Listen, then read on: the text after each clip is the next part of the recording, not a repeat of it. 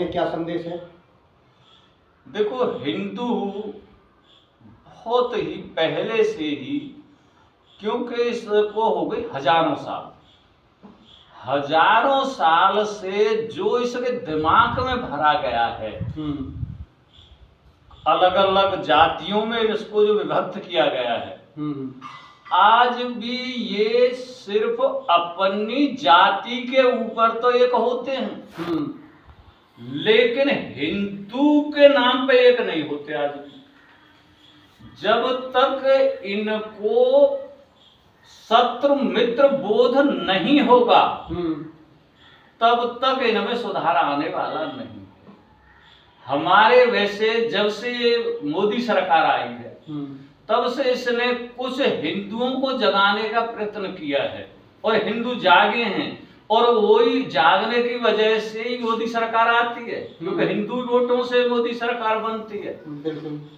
तो ये जो है, इनको जागरूकता तो है, लेकिन फिर भी इनको जरूरी है कि ये हिंदू के नाम पे एक हो, राष्ट्र में विभक्त न हो। और आज जैसे हमारे देश में लोकतंत्र है, लोकतंत्र में तलवार लेके निकलने की जरूरत नहीं है, सिर्फ एक होने की जरूरत है। हिंदू को यह बोध हो कि मेरा शत्रु कौन है और मेरा मित्र कौन है, और एकजुट होकर के लोकतंत्र में सबसे बड़ी ताकत होती है वोट की। एकजुट होकर के अपने हित करने वाले मित्र को एकजुट होकर वोट करेंगे, बस इनको इतना करना है, ज्यादा करने की आवश्यकता। ठीक है, कौन सी सरकार को आप सनातन के समर्थन में मानती हो, जो सनातन के सहयोगी है, सनातन को सपोर्ट करती हो? अभी तक आपका अनुभव कैसा रहा? समाजवादी सरकार या बीजेपी सरकार या कांग्रेस सरकार, कौन सी ऐसी सरकार है जिसे हम कह सकते हैं कि हाँ वो हिंदुओं के समर्थन में हमेशा खड़ी रहती है?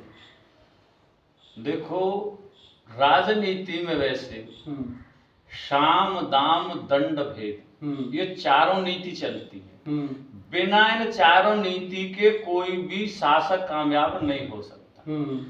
तो वोट के लिए बीजेपी को भी ये नीति अपनानी पड़ती है, लेकिन हिंदू के लिए, सनातन के लिए जो बीजेपी ने किया है, आज तक किसी पार्टी की सरकार ने नहीं किया।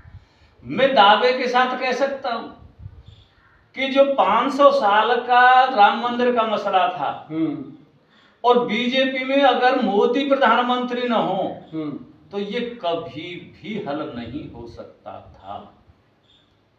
क्योंकि और पार्टियों ने तो, कांग्रेस ने तो एन मौके पर भी अपने वकील भेजे कि फैसला आना ही नहीं चाहिए, और सुप्रीम कोर्ट भी इसीलिए फैसला देने में डरता था कि खून खच्चर हो जाएगा, क्योंकि उसे पता था कि हक में फैसला तो हिंदुओं का जाएगा और मुसलमान खून खच्चर कर देंगे।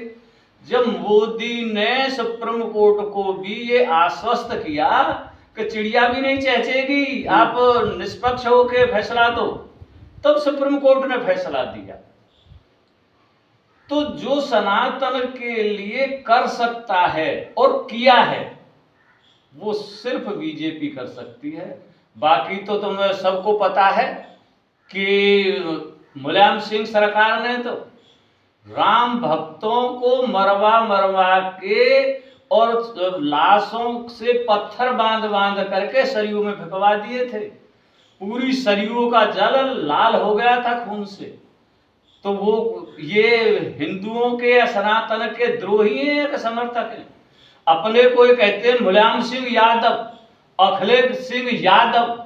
अरे यादव तो हमारे भगवान श्री कृष्ण थे, भगवान श्री कृष्ण ने लिया यादव वंश में जन्म। ये सनातन के द्रोही हैं, ये यादव लिखने के लायक नहीं है अपने को।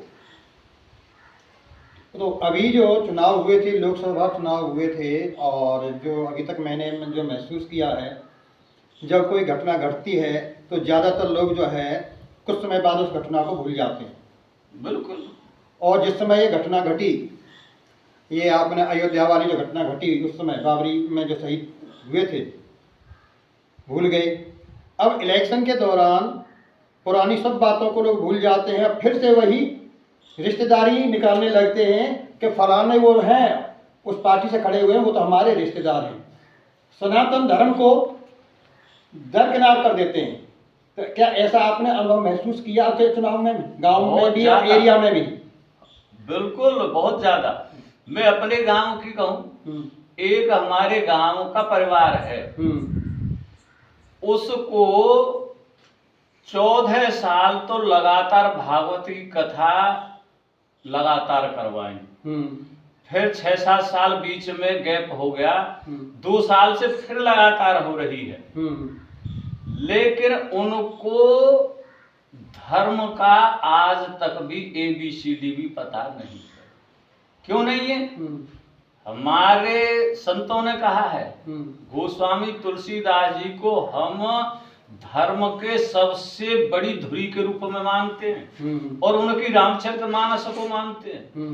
गोस्वामी तुलसीदास जी ने कहा है कि जाके प्रियन राम वैदेही और तजिए ताहे कोट बैरी सम यद्यपि परम सनेही।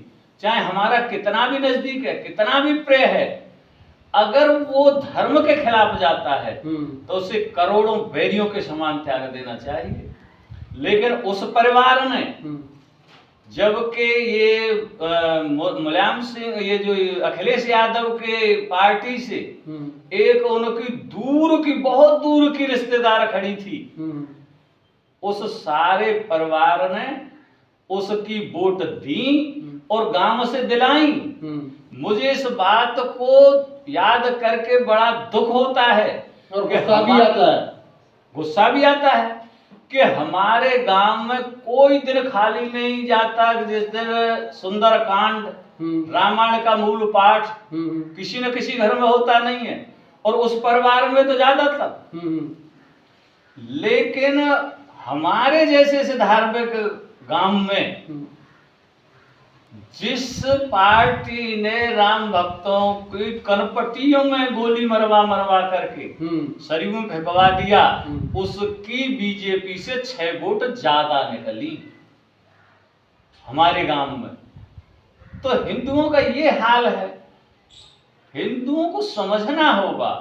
मैं बार बार ये कहता हूं कि जब तक इनको शत्रु बोध नहीं होगा तब तक इनका कुछ होने वाला नहीं।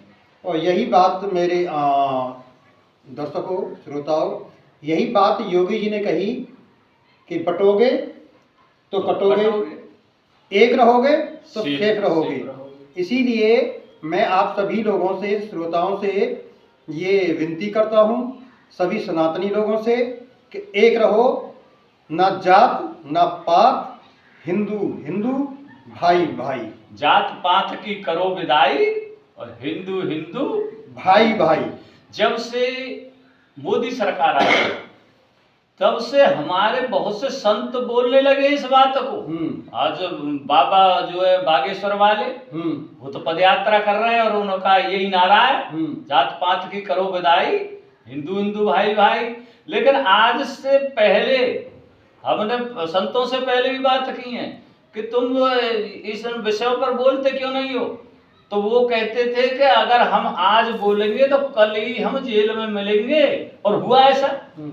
हमारे जो केरल में जो हमारी शंकराचार्य की पीठ पड़ती है, उनके शंकराचार्य और उनके उत्तराधिकारी दोनों को एन दीपावली की पूजा करते हुए पुलिस उठा कर अकेले गई और जेल में बंद कर दिया।